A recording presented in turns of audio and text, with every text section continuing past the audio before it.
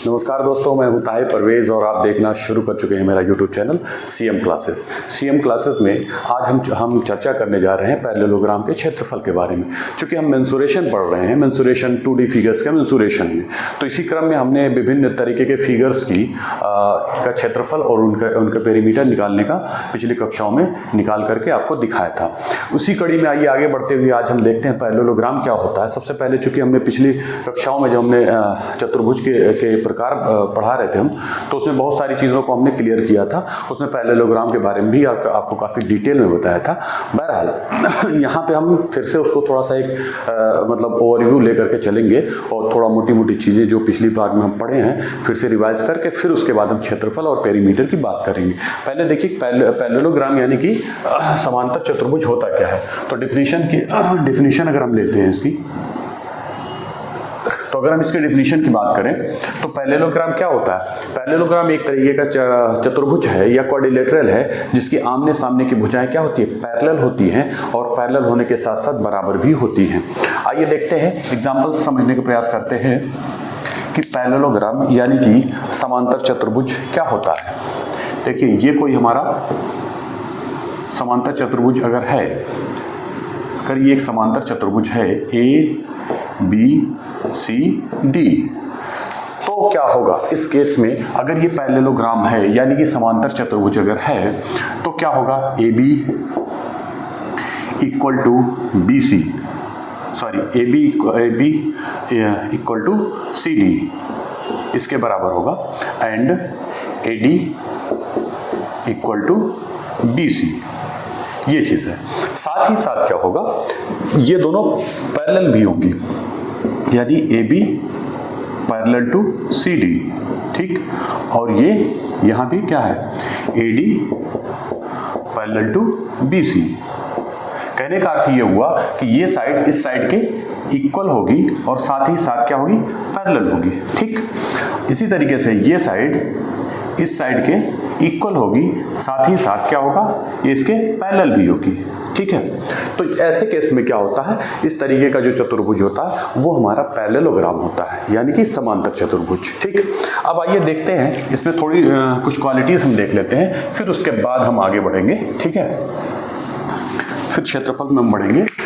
मोटी मोटा ये समझ लेते हैं कि जैसे कोई पैरेललोग्राम है तो इसकी खासियत ये होती है कि इसमें जो आमने सामने के कोण होते हैं वो इक्वल होते हैं, ठीक है। आमने सामने की अगर ABCD ये हमारा पैरेललोग्राम यानी समांतर चतुर्भुज अगर है तो यहाँ पे ये एंगल क्या होगा, अगर इसको एंगल 1 माने इसको 2, तो एंगल 1 बराबर एंगल 2 होगा, ठीक है, आमने सामने को। अगर इसको हम 3 और इसको 4 माने तो एंगल 3 बराबर एंगल 4, ये कंडीशन फुलफिल भी होती है, ठीक है। ये क्वालिटी हो गई।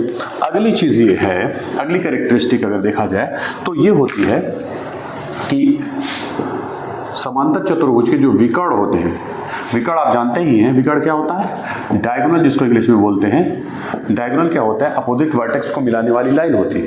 तो अपोजिट वर्टेक्स को मिलाने वाली जो रेखा होगी ये BD और इसी तरीके से AC, ठीक, ये दोनों क्या करेंगे, एक दूसरे को बाइसेक्ट करेंगे। कहने का अर्थ ये हुआ, अगर पॉइंट O है, ये पॉइंट O है, तो ये AO जो है ये CO के बराबर होगा, ठीक है, ये खंड इस खंड के बराबर होगा। साथ ही साथ ये जो होगा DO जो होगा हमारा वो OB के बराबर होगा।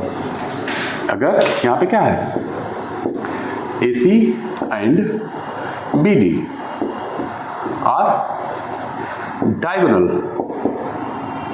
अगर ये डायगोनल है उस केस में क्या होगा, AO is equal to OC और क्या है, DO is equal to OB, ये चीज फुलफिल होगी, ठीक है। तो ये एक इसके कैरेक्टरिस्टिक। एक और चीज इसमें देखते हैं हम जल्दी इसके बेसिक को रिवाइज कर लेते हैं ताकि आपको सारी चीजें मेमोराइज हो जाए, फिर उसके बाद हम लोग आगे बढ़ेंगे, ठीक है। अगर हम इसी चतुर्भुज में पैरेललोग्राम में क्या करें, इसके मिड पॉइंट्स को, साइड के मिड पॉइंट को आपस में मिला दें, ठीक है। यानी अगर इसका मिड पॉइंट, सपोज AB का मिड पॉइंट E है, BC का F है और CD का G है और इसका H है, ठीक। इन मिड पॉइंट्स को अगर हम आपस में मिला दें, ठीक, ये इसको ये और ये, तो क्या होगा? उस केस में क्या होगा? If E F G H are mid points of sides, ये इनकी भुजाओं के मध्य बिंदु हो अगर, तो उस केस में क्या होगा? देन जो क्वाड्रिलेटरल होगा E F G H, ये क्या होगा? Is a rectangle. कहने का अर्थ ये हुआ कि अगर हम किसी भी पैरेललोग्राम की भुजाओं के मध्य बिंदुओं को आपस में मिला दें तो इस केस में जो चतुर्भुज यानी कि जो क्वाड्रेटियल बन के आता है वो हमारा रेक्टेंगल होता है। यहाँ इस लैंग्वेज का यही अर्थ है। तो ये तो कुछ बेसिक चीजें थी। अब चलते हैं हम सीधे इसके अभी तो हमने ये डेफिनेशन से लेकर के कुछ हल्के फुल्की इसके कैरेक्टरिस्टिक बता दी। अब आइए चलते हैं क्षेत्रफल कैसे निकाला जाता है। एरिया, तो एरिया के हम कई फार्मूले आपको यहां बताने वाले हैं। एरिया ऑफ पैरेललोग्राम,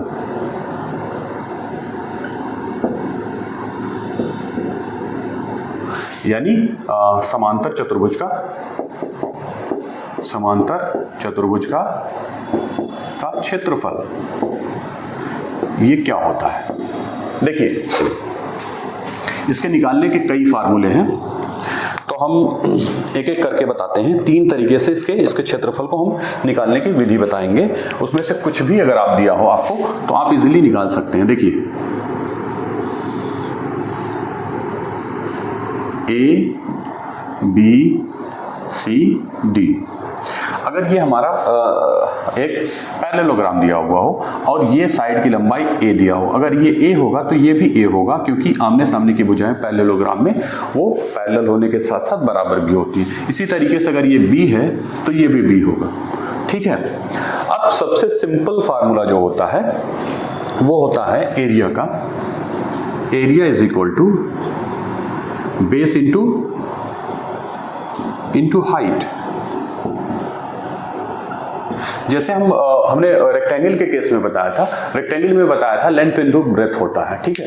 तो लेंथ इनटू ब्रेथ वहां इसलिए होता था क्योंकि वो जो हाइट होती थी वहां पे वो ब्रेथ ही हाइट हो जाती थी, क्योंकि ब्रेथ जो होती थी वो बेस पर 90 डिग्री होती थी। और यहाँ पे जो है ये ब्रेथ जो अगर हम लेंगे तो ब्रेथ इस बेस पर यानी दूसरी साइड पर परपेंडिकुलर नहीं होगी, तो इसलिए हम यहाँ पे फार्मूला लेते हैं बेस इंटू हाइट। अब यहाँ से अगर हम इसकी हाइट ड्रा करें, ठीक है, इसको h1 मान लें, ठीक। अगर हम साइड DC को बेस लेंगे तब ये हाइट लेंगे। इसी तरीके से अगर हम यहाँ से एक बेस, यहाँ से एक हाइट वो ड्रा करें, तो ये अगर हम बेस इसको लेंगे तो ये इस H2 को हम हाइट लेंगे, ठीक है। बेस के ही करस्पॉन्डिंग हाइट लेंगे, ऐसा नहीं है कि बेस ये वाला लेंगे और हाइट ये वाली लेंगे, ऐसा नहीं है। ये बेस अगर लेंगे तो इसी बेस पर जो परपेंडिकुलर होगा वही हाइट होगी, ठीक है। तो यहाँ से आप देखिए बेस इंटू हाइट के फॉर्मूले से यहाँ पे क्या हो जाएगा? अगर हम a को लेते हैं बेस तो यहाँ पे a इंटू h1 हो जाएगा, ठीक। और अगर हम b को लेते हैं बेस तो वो b इंटू h2 हो जाएगा, ठीक है। तो एरिया का सबसे महत्वपूर्ण फार्मूला ये होता है, ठीक है। किसी भी पैरेललोग्राम को क्या एरिया निकालने का जो सूत्र होता है बेस इंटू हाइट, तो जो बेस लेंगे उसी के करस्पॉन्डिंग जो हाइट होगी वही हम लेंगे, ठीक है। तो इन दोनों को अगर दिया हो तो हम यहाँ पे क्षेत्रफल इजीली निकाल सकते हैं। अच्छा, एक फार्मूला ये हो गया।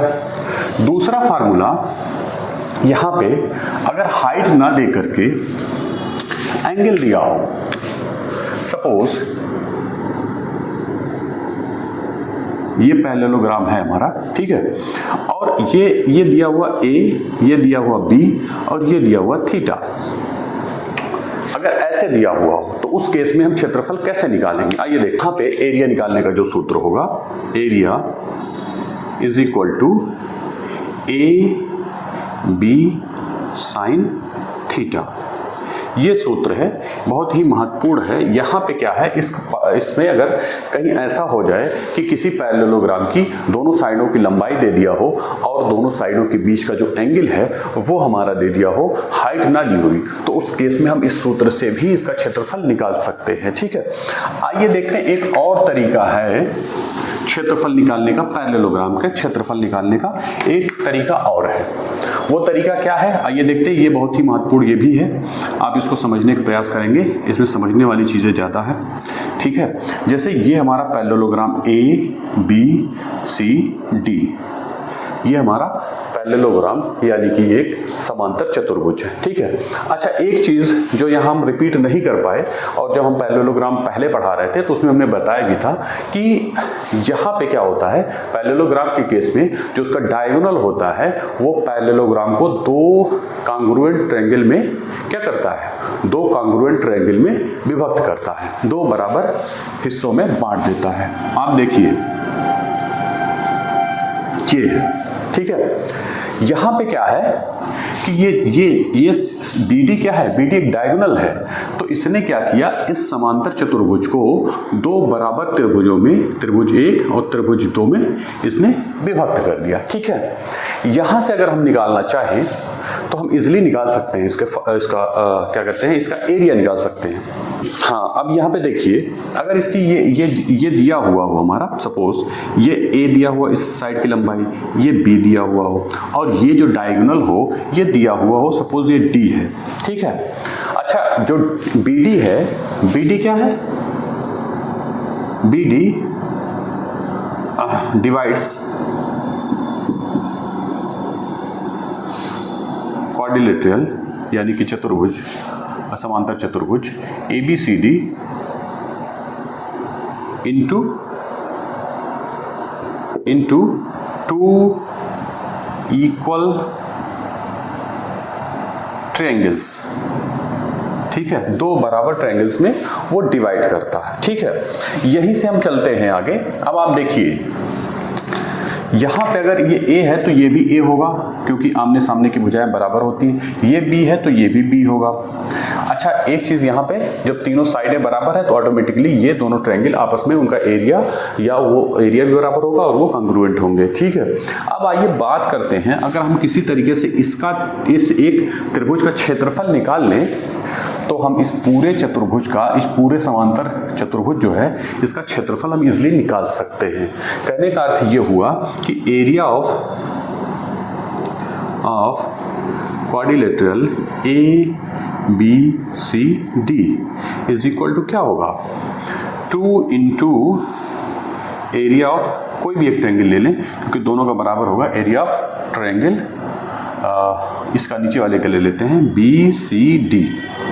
अब देखिए यहाँ से हम आगे बढ़ते हैं, एरिया कैसे निकालेंगे। अब यहाँ पे देखिए ये एक ऐसा त्रिभुज है जिसको तीनों भुजाओं की लंबाई अलग अलग है, तो ये कैसा त्रिभुज हो गया, ये एक ऐसा त्रिभुज हो गया जिसकी तीनों भुजाएं अगर अलग अलग हैं तो वो स्केलन यानी विषमबाहु त्रिभुज हो गया। और विषमबाहु त्रिभुज का क्षेत्रफल निकालने का जो सूत्र होता है वो हीरोज फार्मूले के हिसाब से हम निकालते हैं, यानी √S - A S - B S - C।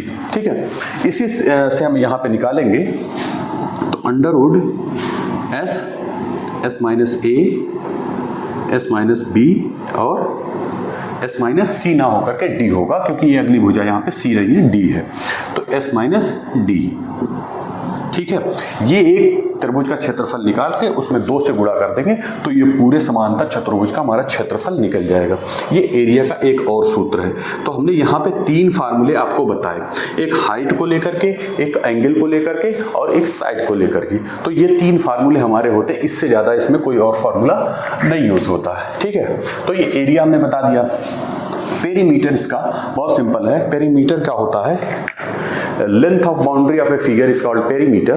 तो यहाँ पे इसका पेरीमीटर अगर निकालना हो तो पेरीमीटर इज इक्वल टू क्या होगा, पेरीमीटर इज इक्वल टू होगा चारों भुजाओं की लंबाई जोड़ लेंगे, वो हमारा पेरीमीटर निकल जाएगा, यानी A + B + A + B, A + B + A + B, यानी कि 2A + 2B, 2 यहाँ से कॉमन लेंगे, A + B, ये हमारा पेरीमीटर हो जाएगा। तो बस इतना ही है यहाँ पे पैरेललोग्राम के केस में, ठीक है। अब जो क्वेश्चंस वगैरह आएंगे इन्हीं सब फार्मूले का यूज करके हम इनके क्वेश्चंस को सॉल्व करेंगे। अब आइए इसी कड़ी में आगे बढ़ते हुए हम निकालते हैं एरिया ऑफ रोम्बस। रोम्बस क्या होता है?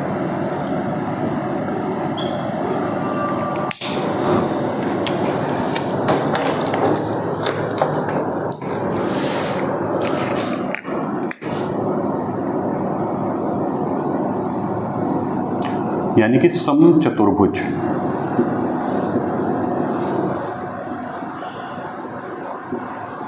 समचतुर्भुज के बारे में हमने, जब हम चतुर्भुज पढ़ा रहे थे यानी कि क्वाड्रिलियन के बारे में जब डिस्कस कर रहे थे, तो उसमें बहुत डिटेल एक समचतुर्भुज क्या होता है, उसका क्षेत्रफल तो बहुत उस पर फोकस नहीं किया गया था, हालांकि वो ही बताया गया था, फिर भी यहाँ हम रिपीट करने जा रहे हैं उसको, और उसके बेसिक जो प्रॉपर्टीज होती हैं सारी चीज़ों को हमने बता दिया था। तो आइए एक बार हल्के फुल्के में बस इसकी समरी लेते हुए चलते हैं कि रोम्बस क्या होता है और कौन कौन सी प्रॉपर्टीज है, फिर उसके बाद क्षेत्रफल निकाल के, पेरीमीटर निकाल के इस टॉपिक को खत्म करेंगे।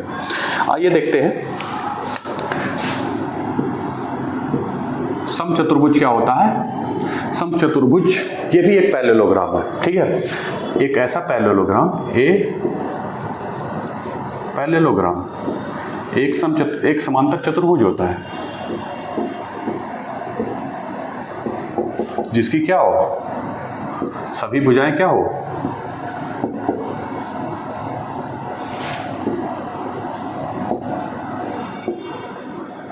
कहने का अर्थ ये हुआ एक ऐसा पैरेललोग्राम अगर हम ले लें जिसकी सभी भुजाएं बराबर हों, तो ऐसे पैरेललोग्राम को हम समचतुर्भुज कहेंगे, ठीक है। हमने पैरेललोग्राम में बताया था कि पैरेललोग्राम में आमने सामने की भुजाएं बराबर होती है, ठीक, यानी दो पेयर हो गया, वहां पे आमने सामने की भुजाएं बराबर हो गई, ठीक। लेकिन यहाँ पे क्या है कि वो दोनों पेयर भी आपस में बराबर, यानी कहने का अर्थ है चारों भुजाएं आपस में बराबर होती है, ये, ठीक। अगर इसको हम इंडिकेट कर लें ए, बी, सी और डी से, ठीक है, तो A B is equal to B C is equal to C D is equal to D A, ये होता है, ये एक क्राइटेरिया, ठीक है। तो यहाँ पे आप मोटी मोटा ये समझ गए। अब इसकी एक प्रॉपर्टीज की अगर हम बात कर लेते हैं तो उसी से थोड़ा सा एक कदम आगे है ये। वहाँ पे क्या होता था, वहाँ पे जो यहाँ पे भी ऐसे ही है कि अपोजिट एंगल इक्वल होंगे, क्योंकि ये पैरेललोग्राम है, तो पैरेललोग्राम में एक अलग से क्राइटेरिया जुड़ गई, मतलब कि पैरेललोग्राम की सारी क्राइटेरिया इसमें फुलफिल होगी, उसके अलावा एक अतिरिक्त क्वालिटी, एक अतिरिक्त गुण इसमें जुड़ जाएगा, वो ये है कि इसकी चारों भुजाएं बराबर होती है। वहाँ पे अपोजिट भुजाएं बराबर होती थी, यहाँ पे चारों भुजाएं यानी चारों साइड्स इक्वल होंगी, ठीक। तो अब जितनी चीज़ें हमने, जितनी प्रॉपर्टीज पैरेललोग्राम में बताई थी वो सारी इस पर लागू हो जाएंगी, ठीक है। इसमें एक एक्स्ट्रा केस ये आ जाएगा कि इसके जो डायगोनल्स होते हैं, डायगोनल्स एक दूसरे को 90 डिग्री पर इंटरसेक्ट करते हैं, ठीक है। डायगोनल्स यानी कि जो विकर्ण होते हैं of a rhombus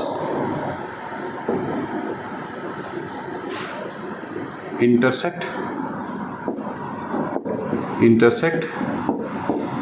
each other at 90 degree, 90 degree पर एक दूसरे को इंटरसेक्ट करते, ठीक है, ठीक। अच्छा, ये तो था, और बाकी जो प्रॉपर्टीज उसमें होती थी वो सारी प्रॉपर्टी इसमें भी होंगी। कहने का मतलब ये है कि वहां पे डायगोनल्स एक दूसरे को क्या करते थे, इंटरसेक्ट करने के साथ साथ बाइसेक्ट करते थे, तो यहाँ भी डायगोनल एक दूसरे को बाइसेक्ट करेंगे, ठीक है। यहाँ पे जब कट करेंगे तो दो हिस्सों में बट जाएगा, प्रत्येक डायगोनल दो बराबर हिस्सों में बट जाएगा। वहां भी बढ़ता था, यहाँ भी बढ़ता है। वहां पे क्या होता था कि किसी भी एंगल पे एक दूसरे को इंटरसेक्ट करते थे, यहाँ पे क्या है 90 डिग्री पर इंटरसेक्ट करते हैं, ठीक। इतनी सारी चीजें क्लियर हो गई। अब आइए इसका जो एरिया निकालने का फार्मूला होता है, वो एक बेसिक फार्मूला जो हमने बताया है एरिया का, वो तो यहाँ पे लगेगा ही। एरिया इज इक्वल टू जो होता है base into height. Base into height के फार्मूले से तो किसी भी चतुर्भुज का क्षेत्रफल इजीली निकाला जा सकता है, ठीक। तो यहाँ पे हाइट का केस क्या होगा कि हमको अलग से एक हाइट यहाँ पे निकालनी पड़ेगी, ठीक है। आइए फिर से इसको ड्रा करते हैं, देखते हैं। ये अगर ए बी सी डी, यहाँ पे अगर हम इसको ए ले साइड, क्योंकि चारों साइडें बराबर है तो ए ही हो जाएगा, सबकी लंबाई ए हो जाएगी। और यहाँ पे हाइट ड्रा करने के लिए यहाँ से हाइट हम निकाल लेते हैं, ठीक है। तो ये 90 डिग्री, अगर इसको हम एच मान लें, ठीक, तो यहाँ पे क्या होगा ए इंटू एच, ठीक है। तो ये चीज़ निकल गई। लेकिन यहाँ पे एक और फार्मूला हम लोग यूज़ करते हैं जनरली, रोम्बस के केस में खास तौर से वही फार्मूले से हम क्षेत्रफल निकालते हैं। वो ये है कि जैसे अगर हमारा ये रोम्बस है, ठीक है, ए बी सी डी, यहाँ पे क्या होगा, अगर ये डायगोनल की लंबाई D1 है और इस डायगोनल की लंबाई D2 है, ठीक, तो एरिया का फार्मूला होता है area of rhombus is equal to 1/2 D1 into D2। D1 D2 से मल्टीप्लाई करके उसे 2 से डिवाइड कर देंगे तो हमारा यहाँ पे क्षेत्रफल निकल जाएगा। इसको प्रूफ भी किया जा सकता है। देखिए कैसे, अगर प्रूफ लेना चाहें तो बहुत सिंपल सा है। अगर हम D1 को बेस मान लें तो ये क्या होता है, दो ट्रायंगल्स में प्रत्येक डायगोनल क्या करता है, इस चतुर्भुज को दो ट्रायंगल्स में डिवाइड करता है, ठीक है। और साथ में साथ क्या करते हैं, ये 90 डिग्री पर एक दूसरे को इंटरसेक्ट करते हैं। 90 डिग्री पर दोनों डायगोनल एक दूसरे को इंटरसेक्ट करते हैं और साथ में साथ क्या होता है, ये बराबर, दोनों पार्ट बराबर हैं, ठीक है। आइए यहीं से निकाल लेते हैं, यहीं से देखते हैं कैसे ये निकल जाता है। एक एक त्रिभुज का क्षेत्रफल निकाल लो आप, पहले इस त्रिभुज का क्षेत्रफल निकाल लो, फिर इसका निकाल लो, ठीक है। तो एरिया ऑफ रोम्बस क्या हो जाएगा, is equal to area of triangle ABD plus area of triangle BCD, ठीक है। अब यहाँ पे एक इस त्रिभुज का क्षेत्रफल कैसे निकलेगा, ये हमारा बेस होगा, ये हाइट हो जाएगी आधा, यहाँ से लेकर ये हाइट, ये आधा हाइट हो जाएगी, D2/2 हो जाएगा वो। तो यहाँ पे इस त्रिभुज का क्षेत्रफल निकालने का 1/2 इंटू बेस, यहाँ पे हमने बेस D1 को बेस माना है तो D1, ठीक, बेस इंटू हाइट चूंकि ये 90 डिग्री पर है तो यही हाइट हो जाएगी, आधा डायगोनल जो होगा वो हाइट हो जाएगी, यानी कि D2/2। ये हो गया एक का, ठीक, एक त्रिभुज का। इसी तरीके से दूसरे त्रिभुज का हाफ इंटू D1, ठीक, प्लस इंटू D2/2। इस त्रिभुज में भी क्या है, ये हाइट हो गई और ये बेस हो गया, तो इसका मान कितना होगा, ये पूरे का मान D2 है तो इस आधे का मान D2/2 हो जाएगा। यहाँ से ये D1 इंटू D2/4 और ये D1 इंटू D2/4, इन दोनों को जोड़ेंगे तो 1/2 D1 D2 हमारा निकल जाएगा। ये हमारा एरिया हो गया, ठीक है। तो एरिया निकालने का एक सूत्र ये है जिसको कि रोम्बस के केस में मोस्टली यूज करते हैं। अब इसका अगर पेरीमीटर की बात करें तो पेरीमीटर वही सिंपल शॉर्ट तरीके से 4a होता है इसका, क्योंकि अगर साइडें ए है और ये a है, इस केस में क्या हो जाएगा, इस केस में perimeter is equal to 4 into a, चारों साइडों को जोड़ देंगे तो हमारा 4a हो जाएगा। इसको अगर हम लैंग्वेज में लिखना चाहें 4 इंटू साइड, ये पेरीमीटर हमारा निकल गया। चूंकि हमने रोम्बस या रेक्टेंगल या फिर पैरेललोग्राम के बारे में पिछली कक्षा में बहुत डिटेल में हमने जब हम चतुर्भुज बता रहे थे तो वहाँ बहुत डिटेल में इसके बारे में हमने बताया था। तो मुझे लगता है यहाँ पे इसलिए बहुत ज़्यादा इसमें डीपली ना जा करके, बस चूंकि हमें यहाँ पे क्षेत्रमिति पढ़ रहे हैं तो क्षेत्रमिति में मोस्टली क्या है, उसका क्षेत्रफल और पेरीमीटर ही निकाला जाता है। लेकिन हमने सोचा कि थोड़ा सा बेसिक चीज़ें अगर रिवाइज हो जाएं तो फिर इसको समझने में आसानी होगी। तो ये हमने बता दिया रोम्बस के बारे में। अब इसमें एक पॉइंट और बचता है, वो है ट्रेपेजियम। ट्रेपेजियम निकाल लेते हैं तो 2D फिगर के कमेंसुरेशन हमारा खत्म हो जाएगा।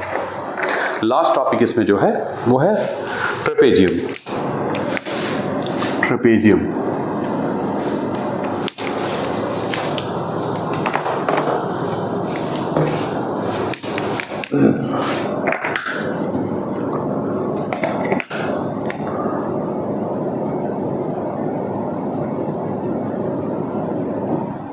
ट्रेपेजियम, जिसको हिंदी में कहते हैं समलंब चतुर्भुज, समलंब चतुर्भुज, ट्रेपेजियम।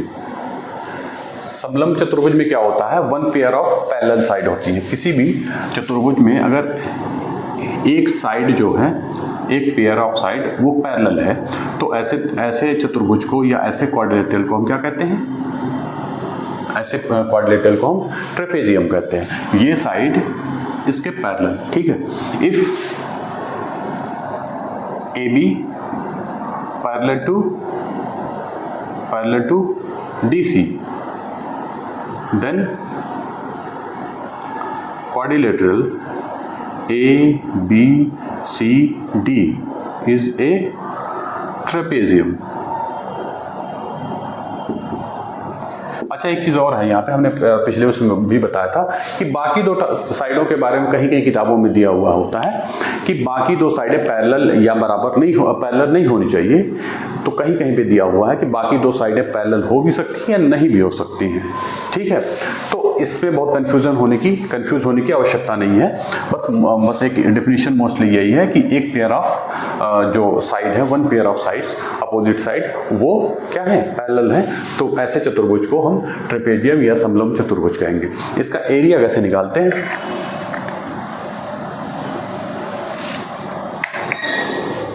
देखिए समलंब चतुर्भुज का एरिया निकालने का जो सूत्र होता है वो आप पढ़े भी होंगे, इसमें बहुत ज़्यादा कुछ है नहीं। एरिया ऑफ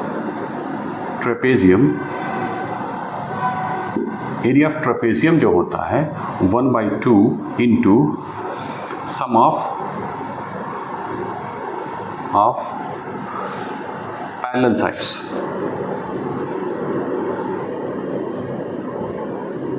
साइड्स इंटू, यहाँ लिखें इंटू हाइट, यानी कि समांतर भुजाओं की लंबाइयों को जोड़ लेंगे, ठीक।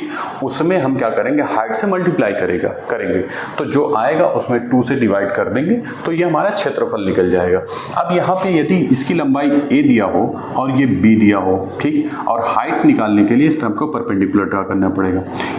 इसका मान अगर h है, ठीक, तो यहाँ से एरिया जो हो जाएगा 1/2 A sum of parallel sides AB into H, ये हमारा एरिया यहाँ से निकल जाता है। एरिया का सूत्र ये होता है, ठीक है। ये है बस ट्रेपेजियम में और बहुत कुछ है नहीं, ठीक है। तो इस तरीके से 2D फिगर का मेंसुरेशन आज हमारा यही समाप्त होता है।